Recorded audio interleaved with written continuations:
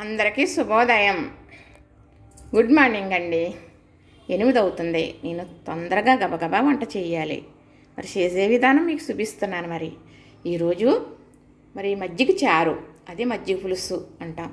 మజ్జిగ చారు అంటే మనం పెరుగు పలసగా కొట్టుకున్నాం అనుకోండి, ఇప్పుడు ఇది చిక్కగా ఉంది కదా, ఇదైతే మజ్జిగ పులుసు. కొంచెం పలసగా ఉందనుకోండి, పోపు కొంచెం తొక్కు వేసుకుంటే అది మజ్జిగ చారు. ఇందులో ఏమేమి వేస్తాను అనేది చూపిస్తాను. దానికి పోపు కూడా వేసే విధానం చూపిస్తాను. ఇది శనగపప్పు, మినగపప్పు, అదేనండి నల్ల మినపప్పు, తర్వాత ఆవాలు, తర్వాత జీలకర్ర. ఇప్పుడు ఇవి వేసేసాను కదా, ఈ పోపులు ఎగుతూ ఉంటాయి. ఇప్పుడు మజ్జిగలో వేసుకునే ఐటెం కూడా మీకు చూపిస్తాను. ఈ మజ్జిగలో పసుపు వేస్తున్నానండి. చాలామంది తాలింపులో వేస్తారు. మా అమ్మగారు అయితే ఇలానే వేసేవారు. ఇది కళ్ళుప్పు, ఇందులో వేసుకునేది ఉప్పు, పసుపు వేసేసాను. దీంట్లో పోపు కలుపుకుంటే సరిపోతుంది. ఆ పోపు అనేది మంచిగా మజ్జిగ ఎంత చిక్కగా ఉందో పోపు అంతా ఘనంగా ఉండాలి. అప్పుడే దీన్ని ఒక అందం కానీ రుచి కానీ మన ఆరోగ్యం కానీ.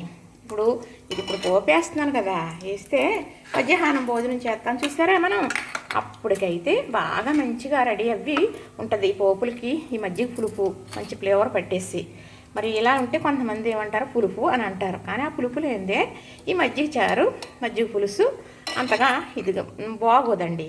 అంతకును పులుపు అనేది ఉండాలన్నమాట. పోపు అనేది ఎగుతుంది చూడండి. ఇప్పుడు దీంట్లో వేసే పోపులు కూడా వేస్తాను. దీంట్లో అల్లం ముక్క, ఒక అంగుళం ముక్క సిదగొట్టుకున్నాను. ఇది కూడా వేసేస్తున్నాను. మనం తినేటప్పుడు ఆ అల్లం ముక్క వంటికి తగులుతుంటే మంచి సువాసన వస్తుందండి, మంచి స్మెల్ వస్తుంది. ఇప్పుడు ఇందులో పోపులు వేపుతున్నాను కదా, ఇందులో కాయగూరలో అదే ఉల్లిపాయ, పచ్చిమిర్చి వేసే విధానం చూపిస్తాను. అదేనండి, సరిగ్గా అర్థమవుతుంది కదా. టమోటా, అలానే ఉల్లిపాయ, అలానే పచ్చిమిర్చి కొన్నేమో నిలువుగా చీరాను, కొన్ని పొట్టుగా చీరాను. మజ్జిగలో ఇంపలు ఊరిపోయి ఈ పోపు ఏది మనం మజ్జిగ పులుసు తీసి పాడేవాల్సిన పని అస్సలు ఉండదండి. అలానే కరివేపాకు, చక్కగా ఎండుమిర్చి, ఇవి ఏగుతూ ఉంటాయి. అంటే బాగా వేగిపోని అవసరం లేదు, చూపిస్తాను మీకు. క్యారెట్ ఒక 2 అంగుళాలు క్యారెట్ ముక్క. ఈ పోపు చూసారా ఎంత వేసానో, ఈ పోపు చూసారా ఎంత ఉందో, ఎంత పోపు ఉండాలి అలాంటి చిక్కటి మజ్జిగకి. అదైతే 1/2 లీటర్ మజ్జిగ అండి. 3, 4 వేసుకుని తినొచ్చు చక్కగా ఏదన్నా పోపు మీద. ఈరోజు చేసే కర్రీస్ ఏంటంటే అరటికాయ పచ్చడి అండి. మా అమ్మగారు చేసేవారు. ఈ మజ్జిగ పులుసు కూడా అమ్మ చేసేదే. అమ్మ అరటికాయ పచ్చడి, అది ఎలాగా పచ్చడి అంటే చూపిస్తాను మీకు. అరటికాయలు ఉడికించేసాను, మీకు చూపిస్తాను. ఆ పోపులన్నీ రెడీగా ఉంచుకున్నాను. ఇది పోపు వేగేటప్పుడు కాసేపు ఆగుదాం. ఇప్పుడు కొద్దిగా మిరపకాయలు గుండ కొంచెం సరిపోతుందండి. మనకు పెరుగు ఎక్కువ కాదు కదా, తక్కువే కదా. చక్కగా ఇది మధ్యలో వేసానమాట. ఈ పోపుల్లో అయితే సరిగా ఏగదు కదా, పచ్చిగా ఉంటాయి కదా చెమ్మగా. ఇప్పుడు ఇది ఇలా కొంచెం వేగాక అప్పుడు మొత్తం పోపు కలిపేసుకుందాం. ఈ పోపు వేగిన తర్వాత చల్లారిన తర్వాత మాత్రమే మనం మజ్జిగలో కలుపుకోవాలి. ఈ మజ్జిగ పులుసుకి తప్పనిసరిగా. అంతేగాని వేడి అందులో వేసేయడం వల్ల మజ్జిగ పులుపు అయిపోతుంది, వేయకూడదు. మా అమ్మగారు అయితే మజ్జిగ వేడి తగిలితే పొడుపు సోపం అనేవారు. ఇప్పుడు బయట నుంచి మజ్జిగ తేవాలనుకోండి, అప్పుడైతే ఇప్పుడు రకరకాలుగా తెచ్చుకుంటున్నాం సీసాలు అయ్యని. మామూలుగా ఏదన్నా చెంబులు అండి, అప్పుడు చెంబు పట్టుకెళ్ళేవారు. ఆ చెంబులో పోసేవారు అన్నమాట. పోతే తెచ్చుకునేవారు. అప్పుడు ఇలా చెయ్యి మూతేసుకుని, లేదంటే ఇలాగ చెంగు మూతేసుకుని తెచ్చేవారు. ఎండ ఆ మజ్జిగ మీద పడుతుందేమో అని, పడకూడదని. అంటే అవి ఎండ వేడే పడకూడదు అంటే అని కాపాడేవారంటే అందులో ఎంతో షెడ్ ఉంది. వారు చెప్పలేకపోయారే తప్ప అన్నీ పాటించారు పెద్దవాళ్ళు అండి. అది మనం తెలుసుకోవాలి. మజ్జిగతో చాలా రకాల వంటలు చేస్తారు. ఏదో అప్పుడప్పుడు చేసుకోవాలి. మజ్జిగలో పిండి నానబెట్టి కునుకులని, దోశలని చేసుకోవాలి. కానీ ప్రతి దాంట్లోని పెరుగేయడం, మజ్జిగతో వంటలో చాలా ఎక్కువగా చేస్తున్నారండి ఇప్పుడు. చక్కగా ఇది అయిపోయింది. అంటే అలా చెయ్యకూడదు, దానివల్ల చెడ్డమాట, అంతకు మంచిది కాదు. కొడుకు సోపు అంటే మానేస్తారని కొత్తిమీర వేసేసాను కదా, స్టవ్ వేసేస్తున్నాను. అలా చెప్పేవారు. దాని అర్థం ఇలా చెప్పడం వారికి తెలియకో, లేకపోతే ఇలాగే చెప్పాలి, అలా చెప్పక్కర్లేదు అని చెప్పేవారు. మొత్తం మీద ప్రతిదానికి మాత్రం ఇది అనేది ప్రూవ్ జరిగేదానికి పెద్దవాళ్ళు పెట్టిందే, పెద్దవాళ్ళు చెప్పిందే. మనకు నచ్చిందే తప్ప పెద్దవాళ్ళు చెప్పింది అనేది మనకు పట్టింపు అని ఉండదు. నేను మరి మా ఇంటికి వచ్చి మరి మా వారికి నాకు కబుర్లు చెప్పి ఇలా మాయ చేసి ఇలా చెందింది వెళ్ళిపోయింది మాయలేడని చెప్పాను కదా, అది ఎంతలాగంటే విమర్శించేసి వంటలు చేసుకుని పెట్టుకోవాలంటండి నేను.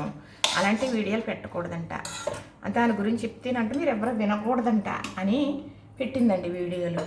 అప్పుడే దాని బుద్ధి తెలిసింది, దాని గురించి తెలిసింది. అందరూ ఫోన్ చేసి అది చాలా ఇలాంటిది, అందుకే మిమ్మల్ని అలా చేసింది, అది ఇలా పెడుతుంది అని అందరికీ తెలిసిపోయిందండి. అది అవతలది అదో మరి వాళ్ళ అన్నయ్య ఇద్దరు కలిసేసి చేస్తున్నారు అనేది దానివల్ల అనేసి మొత్తం అందరికీ తెలిసిపోయింది. అది ఒకటి నాకు మేలు జరిగిందండి, చల్లారిందండి.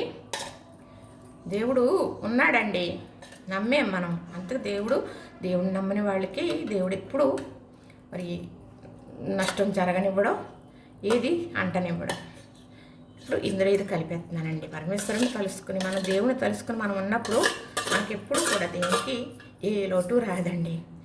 కొన్నాళ్ళు దాక్కోగలరు, అన్ని రోజులు వాళ్ళు దోకోవటానికి వాళ్ళు అవ్వదు. ఎందుకంటే ఆ టైం వచ్చిందనుకోండి, వాళ్ళ పాపం విముక్తి అయ్యేటప్పటికి ఆయనే చూసుకుంటాడండి. ఇదొకటే నేను మీకు చెప్పగలను.